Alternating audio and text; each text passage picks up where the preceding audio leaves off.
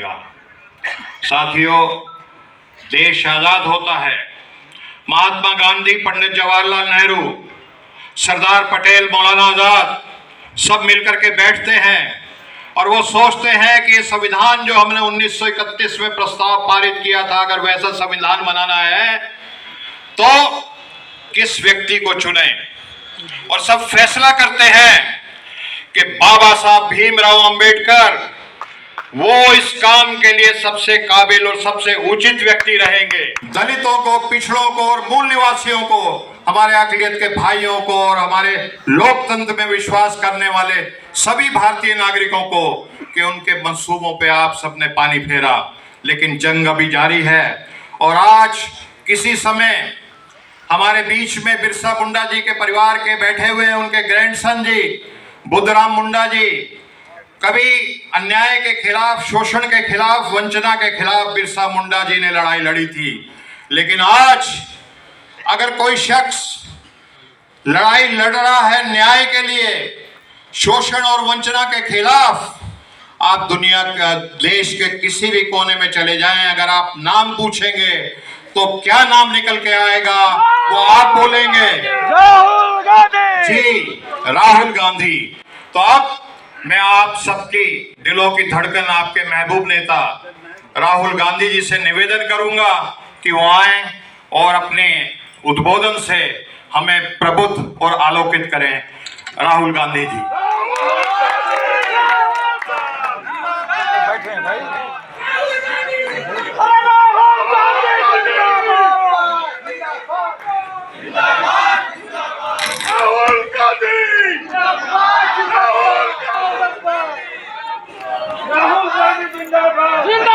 बुद्धराम मुंडा जी, भूया जी, शंभू पासवान जी, अली अनवर अंसारी जी, सरिता कुमारी प्रजापति जी, छोटेलाल महतो जी, राजेश गुप्ता जी। भाइयों और बहनों, आप सबका यहाँ बहुत बहुत स्वागत। नमस्कार। नमस्कार। कैसे हैं आप? जोहार जोहार, जय भीम। ठीक है आप? ठीक है। मैं देख रहा था वहां पे पोस्टर पे लिखा है संविधान सम्मान सम्मेलन, जय भीम। मगर सच्चाई ये है, सम्मान सम्मेलन तो है, मगर आज संविधान की रक्षा की जरूरत है। सिर्फ सम्मान से बात नहीं बनेगी। हम सम्मान करें और उसकी रक्षा ना करें तो सम्मान करने का कोई मतलब नहीं रहेगा, क्योंकि इस पे आक्रमण हो रहा है।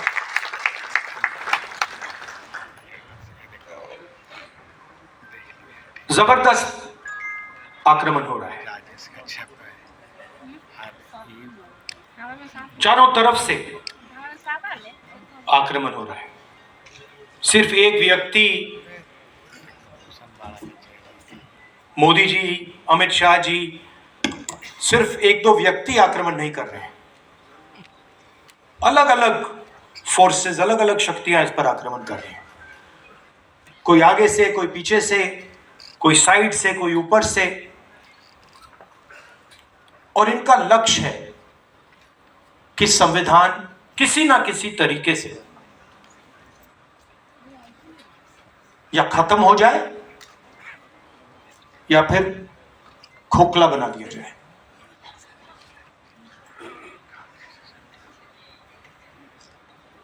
मैं आपसे सवाल पूछना चाहता हूं, ये आप अपने हाथ में पकड़े हैं, उठाइए इसको जरा। ये कब बना? ये कब बना? 1950 में। 1950 लागू हुआ। 1950 लागू हुआ। हाँ, 49 26 नवंबर किस साल बनाई?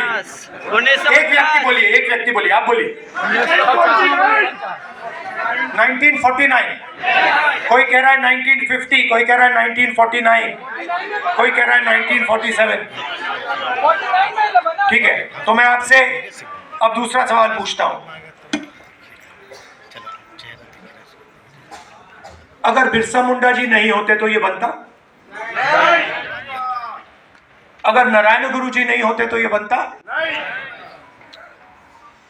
अगर बसवना जी नहीं होते तो ये बनता? अंबेडकर जी नहीं होते तो ये बनता? बुद्ध भगवान नहीं होते तो ये बनता? गुरु नानक नहीं होते तो ये बनता? तो ये कितना पुराना है? 500 साल।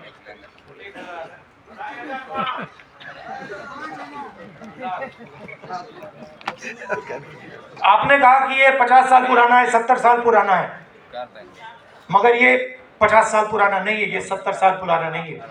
ये इसके पीछे जो सोच है वो पुराना है, हजारों साल पुराना। वो हजारों साल पुरानी सोच है। और सबसे पहले ये गुरु नानक जी, बिरसा मुंडा जी, अंबेडकर जी, गांधी जी, बसवना, नारायण गुरु, बुद्ध भगवान,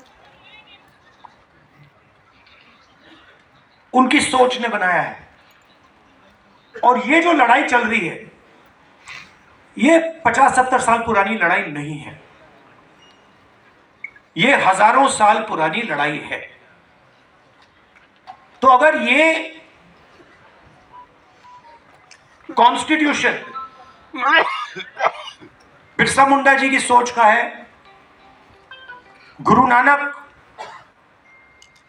महावीर, बुद्ध भगवान, महावीर जी, अगर ये इनकी सोच का है, तो इसके विरोध में कौन सी किताब है?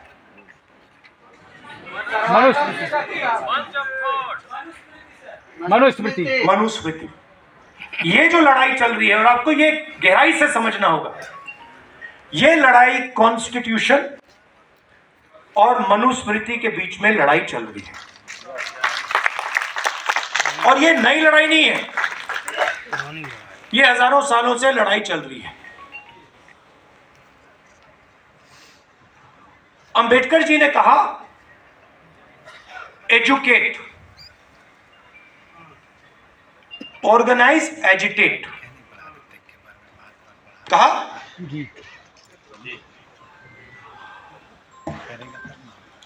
तो जब वो कह रहे हैं एजुकेट, शिक्षा, हाँ, शिक्षित, किस चीज के बारे में? हक और अधिकार का, सिर्फ अपने संविधान को जानो, अपने हक को जानो, और मान लीजिए अगर एक युवा आज फिजिक्स बहुत अच्छी तरह समझ जाए, क्या अंबेडकर जी उसे एजुकेटेड कहते? क्यों नहीं? हाँ, सामाजिक ज्ञान नहीं होना। अंबेडकर जी का मतलब यह था, एजुकेट का मतलब यह है कि आप कौन हो, आप कहां खड़े हो, आपके चारों ओर क्या हो रहा है, कौन कर रहा है, किस प्रकार से कर रहा है। एजुकेट का ये मतलब है। एजुकेट का मतलब ये नहीं कि आप कॉलेज में चले गए, आपने फिजिक्स की डिग्री ले ली, आपको अपना इतिहास नहीं मालूम, आपको अपनी हिस्ट्री नहीं मालूम, आपको अपनी समाज में जगह नहीं मालूम, तब आप एजुकेटेड नहीं हो। अब आज क्या हो रहा है मैं आपको बताता हूं। जब बीजेपी के लोग आदिवासी को वनवासी कहते हैं, तो वो क्या करने की कोशिश कर रहे हैं? आपका जो इतिहास है, आपका जीने का तरीका है, आपकी फिलॉसफी है, आपकी साइंस है, मेडिकल साइंस है, जिसको आप हजारों साल से चला रहे हो, उसको वो खत्म करने की कोशिश कर रहे हैं। वो आपसे कह रहे हैं कि देखिए, आदिवासी का मतलब क्या? आदिवासी का मतलब जो सबसे पहले मालिक थे। वनवासी का क्या मतलब है? जो जंगल में रहते हैं। देखिए फर्क, देखिए, मान लीजिए यहां पे आप लोग बैठे हो और ऑडिटोरियम में आप सबसे पहले आए। ऑडिटोरियम आपने बनाया, ऑडिटोरियम की जमीन आपकी, और मैंने आपसे कहा भैया आप वनवासी हो। इसका क्या मतलब है? जंगल में जाओ, ऑडिटोरियम तुम्हारा नहीं है, इसका ये मतलब है। तो जब ये शब्द का प्रयोग करते हैं आदिवासी वनवासी, ये सिर्फ एक शब्द नहीं है, ये आपकी पूरी हिस्ट्री है। मैं हिंदुस्तान के एजुकेशन सिस्टम में पढ़ा हूं, स्कूलिंग मेरी पूरी हिंदुस्तान में हुई।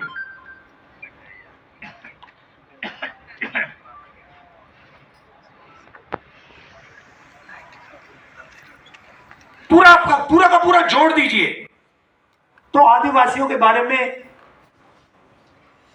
आधा चैप्टर मिलेगा। 10-15 लाइन मिलेंगी कि हाँ हिंदुस्तान में आदिवासी भी हैं, मगर इनकी हिस्ट्री क्या है, इनके जीने का तरीका क्या है, इनके सोचने का तरीका क्या है, इनकी साइंस क्या है, इनकी पॉलिटिक्स क्या है, उसके बारे में कुछ नहीं। मैं हिंदुस्तान के सिस्टम में, स्कूलिंग मेरी यहां हुई, दलितों के बारे में एक लाइन, हाँ भाई अनटचेबिलिटी होती थी, मगर उनका दर्द, उन पर जो अत्याचार हुए, उनका जो अपमान हुआ, उनका जो इमेजिनेशन था, उनकी जो सोच थी, उनकी जो साइंस थी, उनकी जो फिलॉसफी थी, उसके बारे में कितना था? एक लाइन। आपने ओबीसी शब्द प्रयोग किया, अदर बैकवर्ड कास्ट, क्या ये आपका नाम है? नहीं। ओबीसी अदर बैकवर्ड कास्ट मतलब हाँ वो दूसरे पिछड़े लोग। किसने कहा कि आप पिछड़े हो? किस बेसिस पे कहा? आप इस देश को चलाते हो, आपका खून पसीना से ये देश चलता है, आपका जो हक है वो आपको मिलता नहीं है। आपकी हिस्ट्री कहां है? जिन लोगों ने इस देश को बनाया, जो किसान, मजदूर, बढ़ई, नाई, मोची, इनकी हिस्ट्री कहां है? कहां लिखा है? फाड़ दिया गया। जैसे कि हिंदुस्तान के 90% लोग हैं ही नहीं।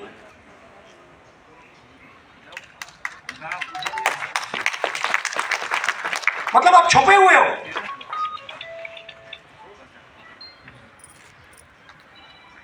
हिंदुस्तान के कॉर्पोरेट्स में देखिए आप, 250 कॉर्पोरेट्स की मैंने लिस्ट निकाली। कहां मैं देखता हूं भाई 90% आबादी में से यहां कितने हैं? 250 सबसे बड़ी कॉर्पोरेट्स में, मालिकों में, सीईओज में, सीनियर मैनेजमेंट में आपको एक ओबीसी नहीं मिलेगा, एक दलित नहीं मिलेगा, एक आदिवासी नहीं मिलेगा। करेक्ट? मैं यहां झूठ बोलने थोड़ी आया। हलवा बांट रहे वही, हलवा खा रहे वही। अब उसमें एक और बात है, उसमें बेचारे गरीब जनरल कास्ट के भी लोग हैं, 5-7%, उनको भी हलवा नहीं मिल रहा। आप ब्यूरोक्रेसी में देखिए। बहुत अच्छा लगा आपने 90 में से 3 की बात की। 90 में से 3 ओबीसी, 3 दलित, 1 आदिवासी। दलित की आबादी 15%, आदिवासियों की आबादी 8%, ओबीसी की आबादी कोई जानता नहीं है, कोई नहीं जानता। हम कह सकते हैं कि तकरीबन 50%।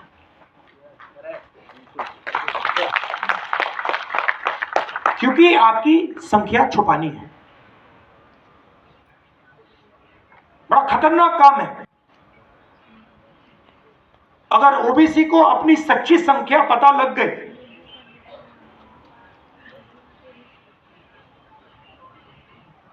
नब्बे में से 3, 50% आबादी 90 में से 3। और अगर हिंदुस्तान की सरकार में 100 रुपए खर्च होते हैं तो 50% को 100 में से 5, 100 रुपए में से 5 रुपए का निर्णय लेने का मौका मिलता है। 3 अफसरों को पीछे बैठा रखा है। आपको कोई ओबीसी, दलित, आदिवासी फाइनेंस मिनिस्ट्री में नहीं मिलेगा, डिफेंस मिनिस्ट्री में, बड़ी बड़ी मिनिस्ट्री में कहीं नहीं मिलेगा। पीछे में बैठा हुआ है। 100 रुपए में से 5 रुपए का निर्णय ओबीसी अफसर लेते हैं। 100 रुपए में से 1 रुपए का निर्णय दलित अफसर लेते हैं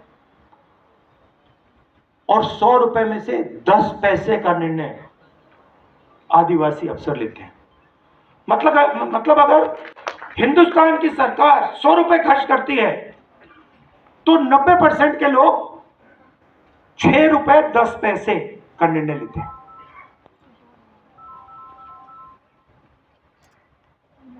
बॉलीवुड की बात करिए। बॉलीवुड में आपको दलित, आदिवासी, ओबीसी नहीं दिखेगा। नाच गाना चल रहा है, गाने बज रहे हैं, डांस हो रहा है, मगर 90% का कोई वहां नाच नहीं रहा है। सच्चाई है।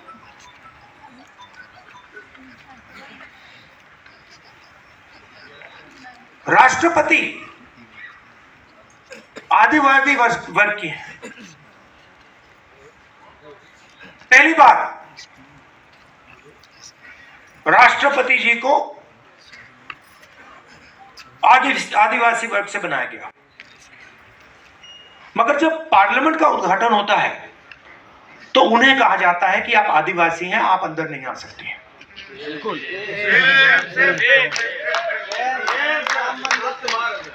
मोदी बैठल था और उन्होंने मान लिया, एक्सेप्ट कर लिया। राष्ट्रपति हैं, क्या करेगा। राष्ट्रपति हैं। राम मंदिर धूमधाम से, राम मंदिर का उद्घाटन होता है। राष्ट्रपति जी से कहा जाता है आप आदिवासी हैं, आइए मत। अंबानी को बुलाया जाता है, अंबानी को बुलाया जाता है, अदानी को बुलाया जाता है। हिंदुस्तान के राष्ट्रपति जी से कहा जाता है आप नहीं आइए, आपकी जगह नहीं है।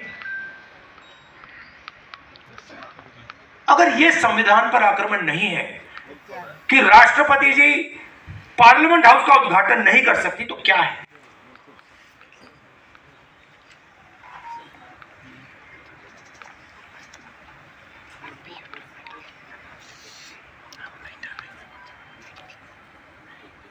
कहा गया था, संविधान में कहा गया है कि एक व्यक्ति को 1 वोट का हक मिलेगा, ये इसमें लिखा है। और हिंदुस्तान का हर व्यक्ति एक जैसा है, कोई बड़ा नहीं है, कोई छोटा नहीं है, सबको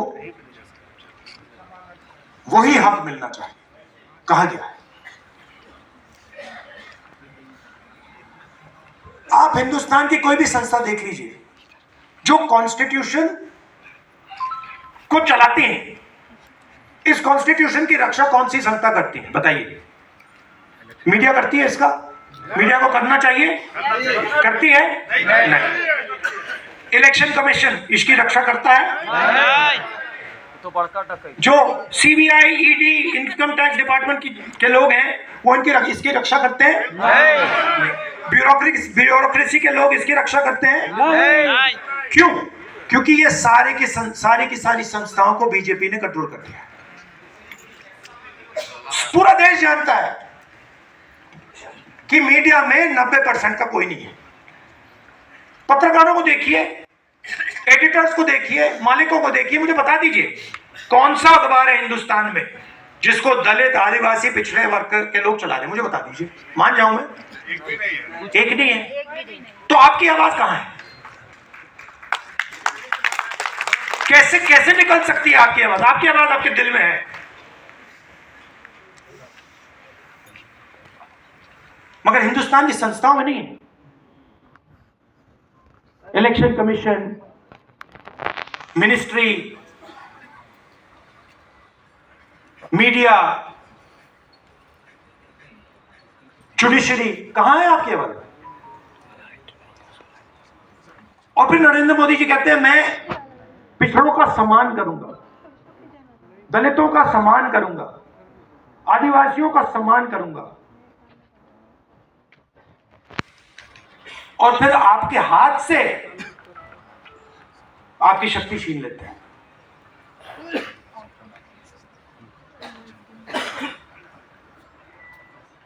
सम्मान आपको देते हैं और पावर आपसे छीनते हैं। सम्मान आपको देते हैं और आपको हिंदुस्तान की संस्थाओं से बाहर निकाल देते हैं। सम्मान आपको देते हैं और फिर इसको खोखला करने की कोशिश करते हैं। मुझे बहुत अच्छा लगा इस चुनाव में हमने सिर्फ एक काम किया, हमने ये दिखाना शुरू कर दिया। बहुत गहरी बात है ये। हमने सिर्फ ये दिखा के कहा कि भैया हम इसकी रक्षा करेंगे, आप इसको छुओ फिर देखो क्या होता है। और हिंदुस्तान के प्रधानमंत्री ने चुनाव के बाद ये किया,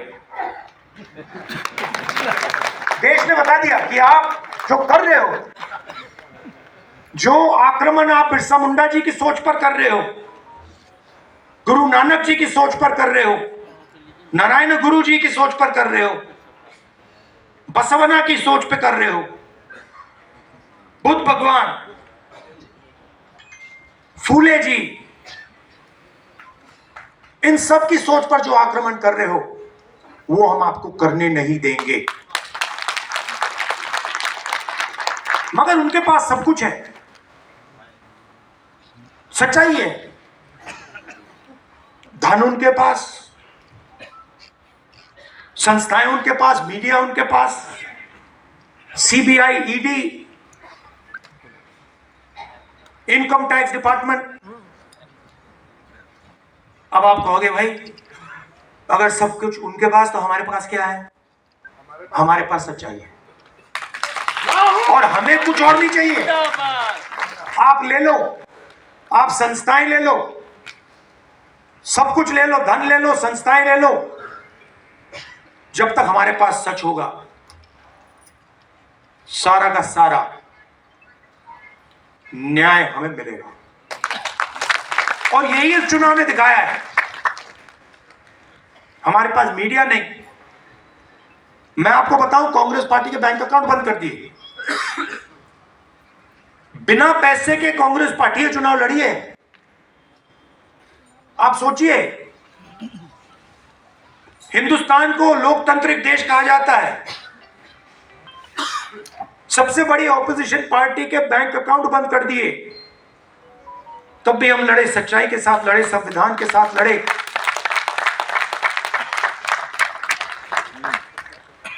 और आजकल मोदी जी मुस्कुराते नहीं हैं। बंद हो गया, परमानेंटली बंद हो गया। भूल गए? तो साखी पे है ना सर, इसलिए। अब मैंने आपसे ये कहा कि भाई लड़ाई हो रही है, युद्ध हो रहा है, दो विचारधाराओं के बीच युद्ध हो रहा है। अब ये भी बताना पड़ेगा रास्ता क्या है। देखिए, मैंने संस्थाओं की बात की, थोड़ा सा मैं आपको 2-3 आंकड़े देना चाहता हूं।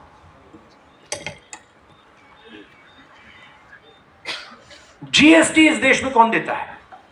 हम लोग देते हैं। कौन देता है? आम जनता 90% देता है। दलित, आदिवासी, पिछड़े वर्ग के लोग, गरीब, जनरल कास्ट के लोग देते हैं। ये आपने शर्ट कितने की खरीदी? ये आपने, हाँ आपने, ये कितने की खरीदी? 1,500 रुपए की। इस पे आपने जीएसटी कितनी दी? 18%। अगर यही आज, अच्छा, अगर यही शर्ट अदानी या अंबानी खरीदें तो जितना टैक्स आपने दिया उतना टैक्स वो देते हैं। जीएसटी गरीब जनता से लिया जाता है, पिछड़ों से लिया जाता है, दलितों से लिया जाता है, आदिवासियों से लिया जाता है। अगर 100 रुपए आज हिंदुस्तान में, अगर 100 रुपए टैक्स में लिए जाते हैं, 40 रुपए आम आदमी की जेब से निकलते हैं, 26 रुपए हिंदुस्तान की सबसे बड़ी कंपनियों से आते हैं।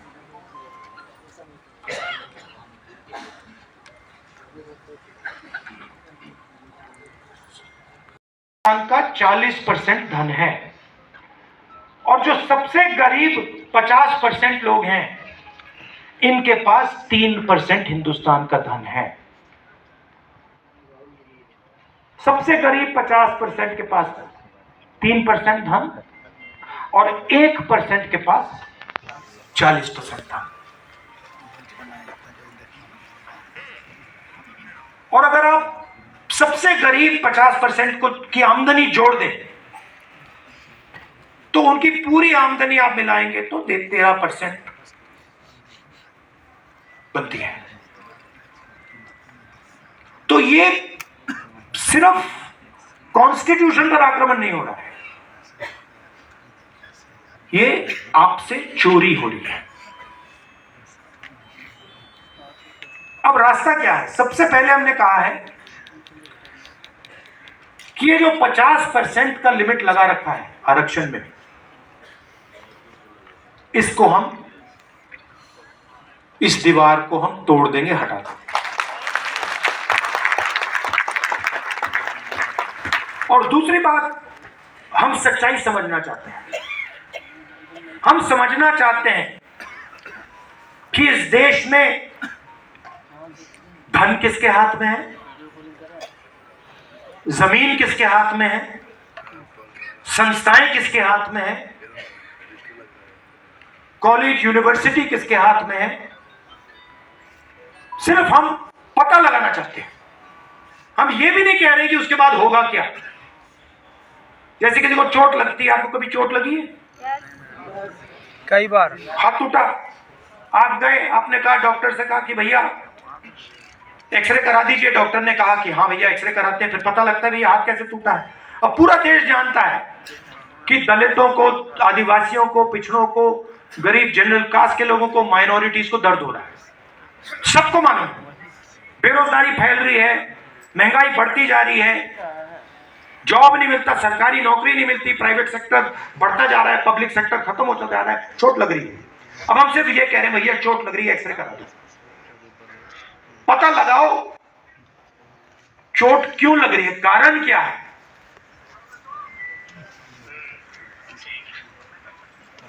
सामाजिक एक्सरे का माध्यम जाति जनगणना है।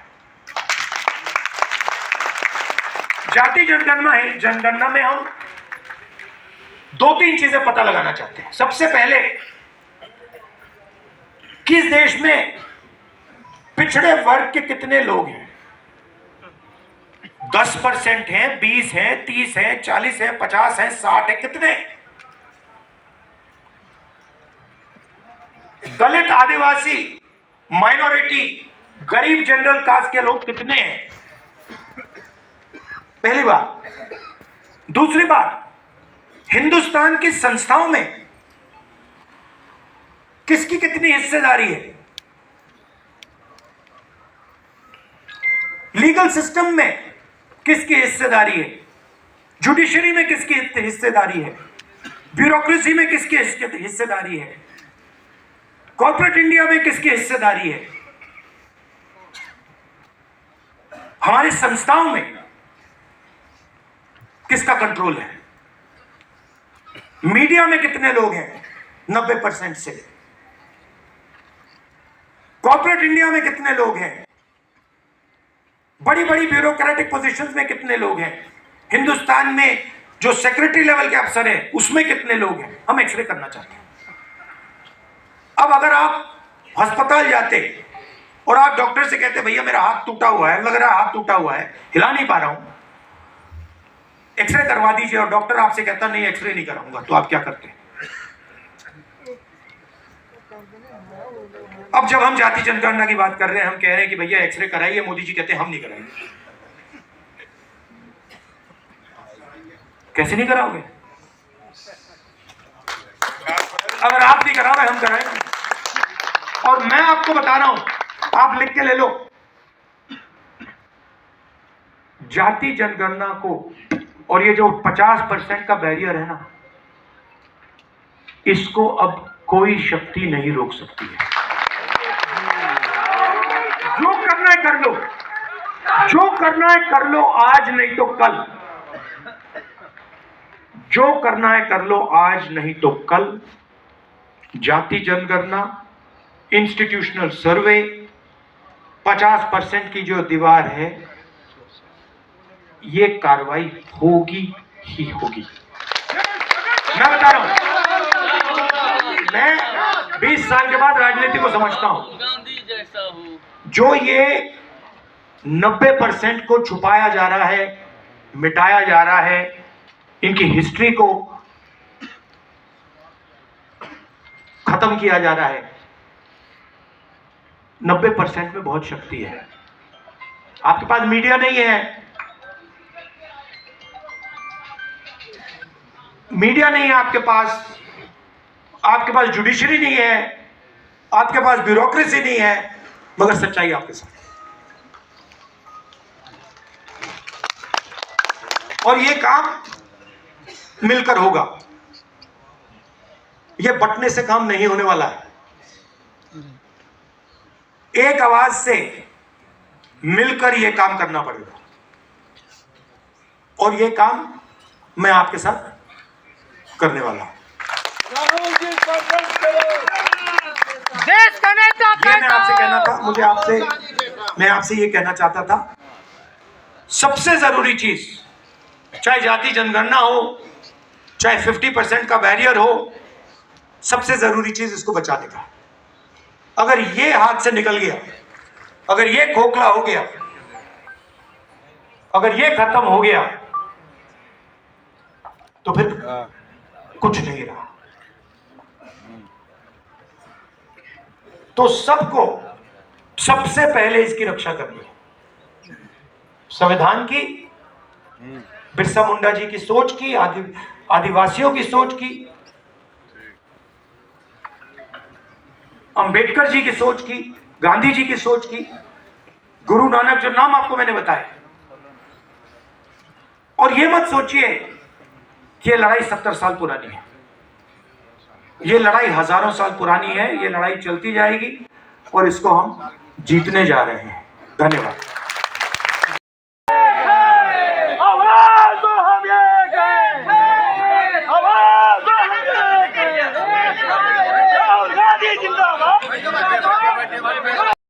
हमारे बीच में हैं, सरिता कुमारी जी हमारे बीच में हैं, छोटेलाल महतो जी हैं, राजेश गुप्ता जी हैं। अब कार्यक्रम के अगले सत्र में राहुल जी है पहचान, खिटपिट बोले करे ना काम, कमजोर की है क्या पहचान, करे काम और सहे अपमान। बाहर से आए लुटेरे देश लूट के यहाँ से चले गए, अब देश के अंदर के लुटेरों को भी निपटाना होगा। चंद पूंजीपतियों से काम नहीं चलेगा, उनका नाम नहीं होगा, फिर से देश गुलाम नहीं होगा। राजा का बेटा हो या चपरासी की हो संतान, हो अंबानी अडानी या गरीब का बेटा, सबकी शिक्षा एक समान। जाति जनगणना जो ना कर सके वो सरकार निकम्मी है, जो सरकार निकम्मी है वो सरकार।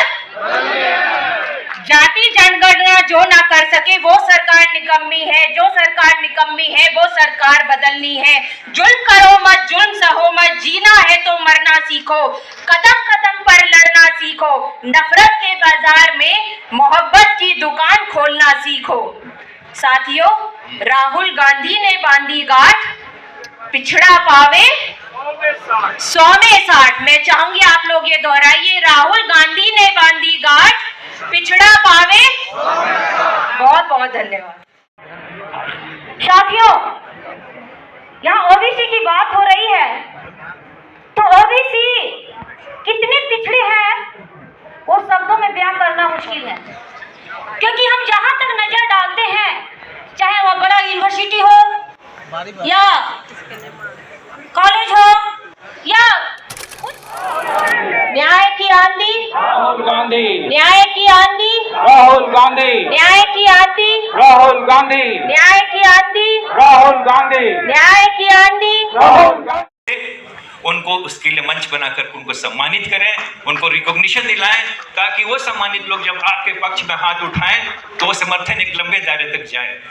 क्योंकि एक शिक्षक, एक डॉक्टर, एक इंजीनियर बहुत दूर तक लोगों को इन्फ्लुएंस करता है, क्योंकि आम जनता उनसे ही जुड़ी होती है। पॉलिटिकल लीडर पार्लियामेंट में अपनी बात रखता है और सोशल लीडर लोगों के दिलों तक पहुंचता है, तो दोनों को जोड़ने की जरूरत है और उसको लेकर के हम आगे बढ़ेंगे। मुझे लगता है कि 5 मिनट से ज्यादा मुझे क्रॉस नहीं करना चाहिए। आभार, जय हिंद, जय जोहार। थैंक यू विनय भारत जी, बहुत अच्छा बोला। भारत जी धन्यवाद, आपने समय सीमा का ध्यान रखा है। सरना आदिवासी वर्सेस क्रिश्चियन आदिवासी, आखिर कौन जिम्मेदारी लेगा मोहब्बत की दुकान झारखंड में खोलने के लिए? क्योंकि हिंदू और मुसलमान से भी ज्यादा बड़ा इशू ये मैं इसको समझता हूँ। और मैं कहता हूं कि कांग्रेस में ही वो ताकत है, राहुल गांधी जी के नेतृत्व में ताकत है जो कहे कि न सरना न ईसाई, आदिवासी आदिवासी भाई भाई। ये मोहब्बत की दुकान यहां भी खोलना पड़ेगा, क्योंकि बहुत बड़ा इशू मैं देखता हूं। दूसरे, झारखंड चैप्टर कांग्रेस को एक कैलेंडर तो राष्ट्रीय कैलेंडर